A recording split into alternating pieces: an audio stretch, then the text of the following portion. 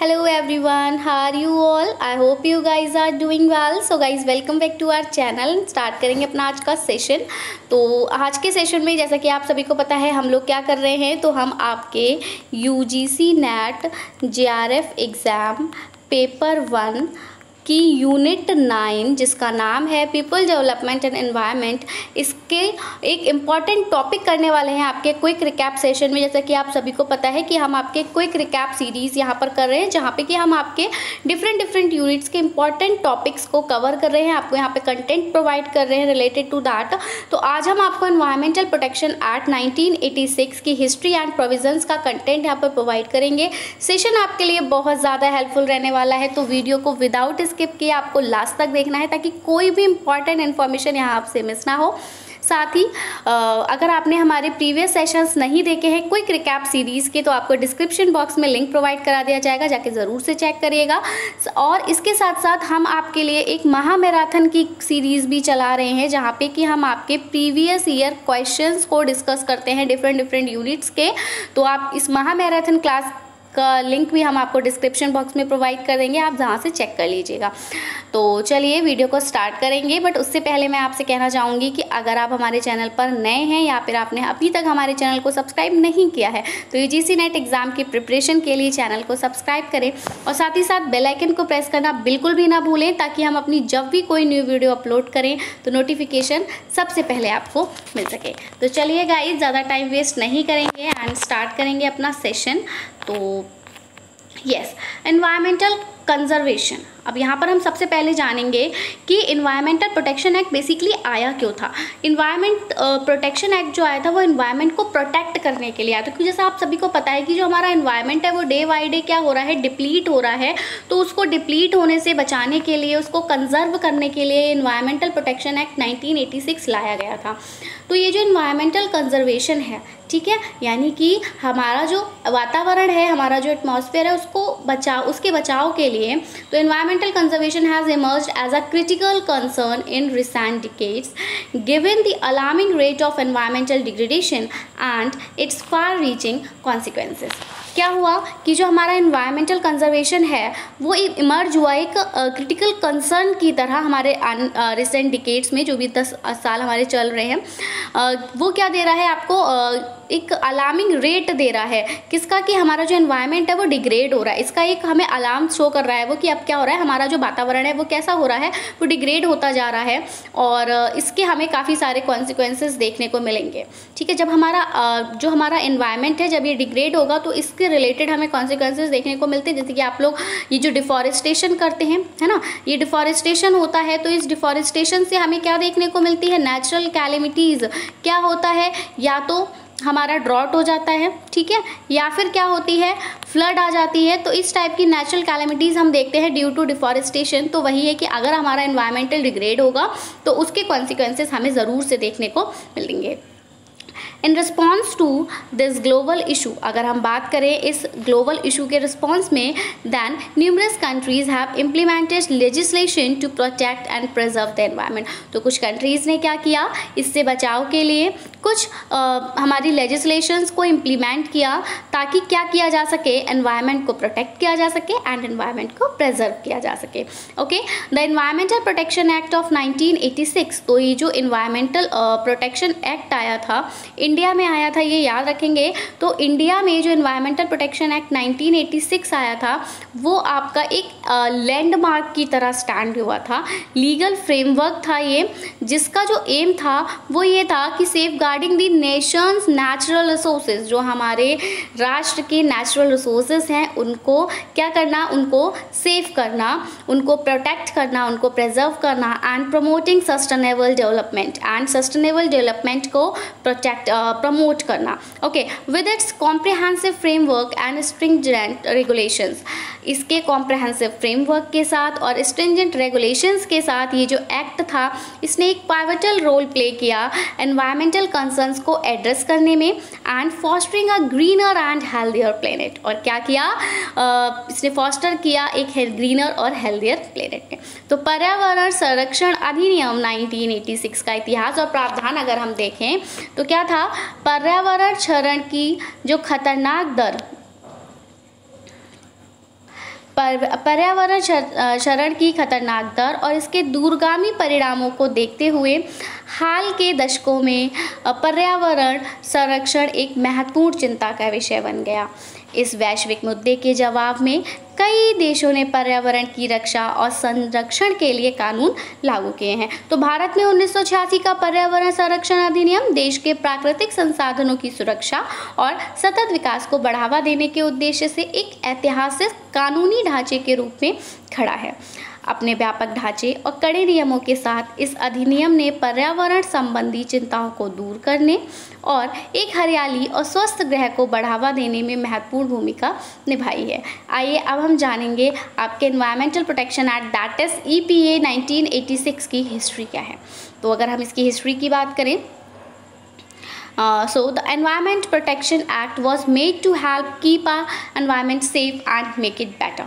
जो ये हमारा Environment Protection Act आया था, ये इसका काम क्या था कि हमारे environment को सेफ रखे और उसको बेटर बनाए और अच्छा करे। ठीक है, It gives the central government the power to create groups। इसने सेंट्रल गवर्नमेंट को क्या दिया, शक्ति दी, पावर दी कि वो क्या करें, ग्रुप्स बनाएं। एक्सप्लेन सेक्शन 3, ये आपको सेक्शन 3 में एक्सप्लेन किया है कि किस टाइप के ग्रुप्स बनाने हैं। Responsible for stopping all kinds of pollution, जिसमें आपको क्या करना है, जितने भी पॉल्यूशंस होते हैं हमारे, चाहे वो हमारा एयर पॉल्यूशन हो, वाटर पॉल्यूशन हो, लैंड पॉल्यूशन हो एंड ऑल्सो ओशियन पॉल्यूशन, कोई भी पॉल्यूशन हो, सबको क्या करना है, हमें रोकना है। And dealing with environmental issues, और क्या करना है, एनवायरमेंटल इशूज़ के साथ में डील करना है। That are different in various parts of our country, जो कि हमारे हमारे जो अलग अलग पार्ट्स हैं कंट्रीज़ में, वहाँ सब में डिफरेंट है।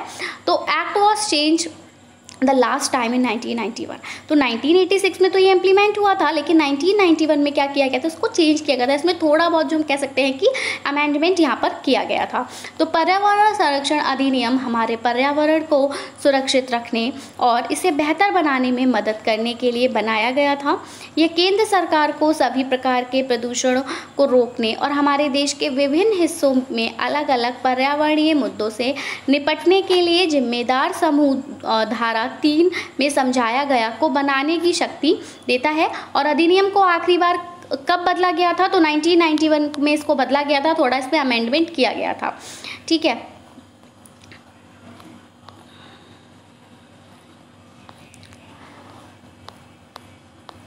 ओके, यहाँ पर कुछ हिस्ट्री में ही कुछ पॉइंट्स इसके दिए हुए हैं, इन पॉइंट्स को देखेंगे तो देखिए, the 1980s witnessed a growing recognition of the detrimental impact of human activities on environment. 1980 में, ठीक है, 1980 में क्या हुआ था कि जो हमारे ह्यूमंस होते हैं, इनकी जो एक्टिविटी होती है, इनकी एक्टिविटी से हमारा जो एनवायरनमेंट है उस पर गलत प्रभाव पड़ रहा था, बुरा प्रभाव पड़ रहा था। तो उसके बारे में बताया गया है कि किन किन ह्यूमन एक्टिविटीज़ से एनवायरनमेंट डिग्रेड हो रहा है। काफ़ी सारी ह्यूमन एक्टिविटीज़ हैं, हम लोग तो कुछ ना कुछ ऐसा करते रहते हैं जिसकी वजह से हमारा एनवायरनमेंट डिग्रेड हो। तो एनवायरनमेंट को डिग्रेड करने में ह्यूमंस का बहुत ज़्यादा रोल है।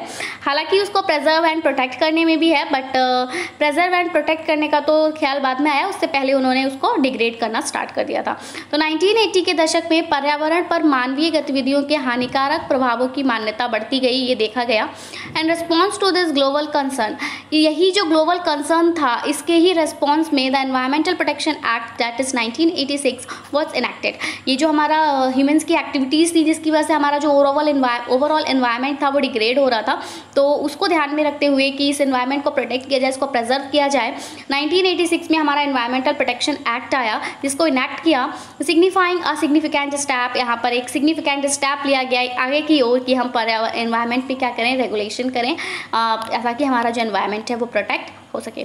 तो इस वैश्विक चिंता के जवाब में 1986 का पर्यावरण संरक्षण अधिनियम लागू किया गया, जो पर्यावरण विनियमन में एक महत्वपूर्ण कदम था।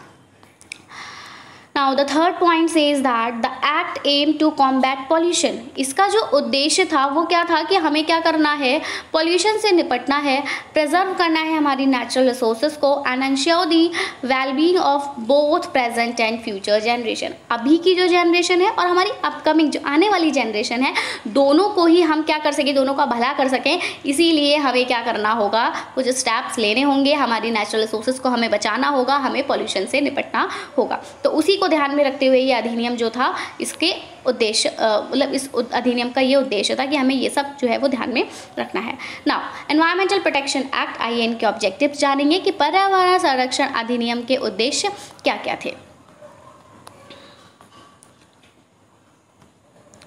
द एक्ट, ये जो एक्ट था यानी environmental protection act encompasses a broad range of objective, इसके बहुत ज़्यादा हम कह सकते हैं उद्देश्य थे, ठीक है, जिसमें क्या क्या आ रहा था, जिसमें प्रिवेंशन आ रहा था एंड कंट्रोल आ रहा था पॉल्यूशन पे, कि हमें पॉल्यूशन को कंट्रोल करना है, हमें पॉल्यूशन को प्रिवेंट करना है, आगे होने से जो हो गया उसको तो जो हो रहा है उसको रोकना है और आगे ना भी होने देना है। तो दोनों ही बातें हमें यहाँ पर ध्यान में रखनी है। सस्टेनेबल सोर्स मैनेजमेंट, हमें जो रिसोर्सेज हैं उनका सस्टेनेबल यूज़ करना है, सतत विकास करना है। सस्टेनेबल यूज़ मीन्स कि हमें उनको आने वाली अपकमिंग फ्यूचर जनरेशन के लिए भी प्रिजर्व करके रखना है, अपने ही टाइम में सब खत्म नहीं कर देना है, ठीक है। हमें प्रेजेंट का भी ध्यान रखना है एंड हमें फ्यूचर का भी ध्यान रखना है, हमारी नीड भी फुलफिल हो जाए, साथ ही साथ हमारी जो अपकमिंग जनरेशन है आने वाली है उसको भी ये रिसोर्सेज मिले। ऐसा ना हो कि जो रिसोर्सेज हम यूज़ कर रहे हैं वो रिसोर्सेज हमारे अपकमिंग जनरेशन को देखने को ना मिले। तो हमें अपने लिए भी अपनी नीड भी यहाँ से फुलफिल करनी है, साथ ही साथ उनके लिए भी इसको प्रिजर्व करके रखना है। यस, सस्टेनेबल रिसोर्स मैनेजमेंट हमको करना है and the protection of ecosystem and biodiversity, हमारे इकोसिस्टम को, हमारी बायोडाइवर्सिटी को हमें क्या करना है, प्रोटेक्ट करना है। अब देखिए बात आ गई इकोसिस्टम की एंड बायोडाइवर्सिटी की, दोनों टर्म्स आपको बता देते हैं शॉर्ट में। तो इकोसिस्टम बेसिकली क्या होता है, तो इकोसिस्टम क्या है, आपके जो भी आपकी लिविंग बींग्स होते हैं या हम कह सकते हैं जो आपके लिविंग थिंग्स होते हैं, ठीक है, एंड आपका जो नॉन लिविंग थिंग्स होते हैं। तो इन दोनों के बीच में जो इंटरेक्शन होता है, basically interaction between living things and non living things is termed as ecosystem. तो इकोसिस्टम क्या है, जहाँ पर आपके living things and non living things interact करती हैं, वो आपका इकोसिस्टम है। एंड बायोडाइवर्सिटी का मतलब होता है कि जो भी हमारी डिफरेंट टाइप्स ऑफ स्पीशीज़ जो हमारे, आप देख सकते हैं जैसे कि हम अगर बात करें फूलों की तो अलग अलग वैरायटी हमारे फूलों में पाई जाती है। अगर हम बात करें एनिमल्स की तो अलग अलग वैरायटी हमें एनिमल्स में देखने को मिलती है, जैसे कि आपके अगर हम बात करें चीता स्पीशीज़ की तो वहाँ से उसमें हमें लॉयन, टाइगर, ठीक है, लेपर्ड, ये सब आते हैं हमारे। तो वही यही हमारी बायोडाइवर्सिटी कहलाती है कि हमारी जो लिविंग थिंग्स हैं उनमें क्या है, विविधता है, डाइवर्सिटी है। It empowers regulatory authorities to enforce environmental standards and issues permit encouraging compliance and accountability. अब क्या बात आती है कि ये क्या करता है, ये रेगुलेटरी जो अथॉरिटीज़ हैं उनको एम्पावर करता है कि वो क्या करें, एनवायरमेंटल स्टैंडर्ड को इन्फोर्स करें और परमिट्स इशू करें, ताकि क्या किया जा सके, अकाउंटेबिलिटी को एंड कंप्लायंस को एनकरेज किया जा सके। ओके, सो इस अधिनियम में प्रदूषण की रोकथाम और नियंत्रण, संधारणीय संसाधन प्रबंधन तथा पारिस्थितिकी तंत्र और जैव विविधता की सुरक्षा सहित कई उद्देश्य यहाँ पर शामिल हैं। ये नियामक प्राधिकरणों को पर्यावरण मानकों को लागू करने और परमिट जारी करने का अधिकार देता है, जिससे अनुपालन और जवाबदेही को क्या मिलता है, बढ़ावा मिलता है। Second objective is one critical aspect of the act. एक क्रिटिकल आस्पेक्ट जो है इस एक्ट का is a requirement for environmental impact assessment, कि हमें क्या करना है, EIA की रिक्वायरमेंट यहाँ पर देखनी है, एनवायरमेंट इम्पैक्ट असेसमेंट हमें करना है। तो इसकी रिक्वायरमेंट करना जो था वो एक क्रिटिकल एस्पेक्ट था इस एक्ट का, ठीक है। बिफोर कमेंसिंग मेजर प्रोजेक्ट्स, कोई भी प्रोजेक्ट हम कमेंस कर रहे हो, कोई प्रोजेक्ट हम स्टार्ट कर रहे हो, उसको स्टार्ट करने से पहले हमें देखना होगा कि EIA की रिक्वायरमेंट्स क्या हैं। EIA is evaluate potential environmental risk. जो आपका EIA होता है ये क्या करता है, ये पोटेंशियल एनवायरमेंटल रिस्क को एवेल्यूट करता है एंड मिटिगेशन मेजर्स को प्रपोज करता है और एनवायरमेंटल कंसिडरेशन को इंटीग्रेट करता है इनटू डिसीजन मेकिंग प्रोसेसेस में इसको इंटीग्रेट करता है एंड प्रमोटिंग सस्टेनेबल डेवलपमेंट, और आपका जो सस्टेनेबल डेवलपमेंट है उसको प्रमोट करता है, आगे बढ़ाता है। हिंदी में देखेंगे, अधिनियम का एक महत्वपूर्ण पहलू जो है वो प्रमुख परियोजनाओं को शुरू करने से पहले पर्यावरणीय प्रभाव आकलन दैट इज EIA की आवश्यकता है। EIA जो है वो संभावित पर्यावरणीय जोखिमों का क्या करता है, मूल्यांकन करता है और शमन उपायों का प्रस्ताव करता है। पर्यावरणीय विचारों को निर्णय लेने की प्रक्रियाओं में एकीकृत करता है तथा सतत विकास को बढ़ावा देता है। ये जो थे ये हमारे कुछ ऑब्जेक्टिव्स थे एनवायरमेंटल प्रोटेक्शन एक्ट के। ठीक है, बाकी इसके क्या प्रोविजंस थे और इसके बारे में और बाकी डिटेल में हम स्टडी करेंगे अपने नेक्स्ट पार्ट में। आज के पार्ट में बस इतना ही। हमने जाना कि एनवायरमेंटल प्रोटेक्शन एक्ट क्यों आया था, बेसिकली इसकी हिस्ट्री क्या थी और इसके उद्देश्य क्या थे। तो ओवरऑल हम कह सकते हैं कि इसका जो उद्देश्य था वो यही था कि हमारा जो एनवायरमेंट डिग्रेड हो रहा है उसको डिग्रेड होने से बचाया जा सके, उसको प्रिवेंट किया जा सके हमारे अपकमिंग फ्यूचर जनरेशन के लिए। सो आई होप आपको सेशन पसंद आया होगा। सेशन पसंद आया हो तो प्लीज़ वीडियो को लाइक कर दें और अपने फ्रेंड्स में इसको शेयर भी कर दें, सो दैट उनको भी इससे हेल्प मिल सके। बाकी आपको वीडियो कैसा लगा ये हमें कमेंट सेक्शन में ज़रूर बताइएगा। एंड अगर आपकी कोई भी क्वेरी है तो आप हमसे कमेंट सेक्शन में पूछ सकते हैं। साथ ही अगर आप हमें कोई सजेशन देना चाहते हैं तो वो भी आप हमें कमेंट सेक्शन में दे सकते हैं। So that's it from my side. मिलेंगे अपने सेकेंड पार्ट पे। Until then, take care and bye bye. So thanks for watching. Thanks, have a nice day.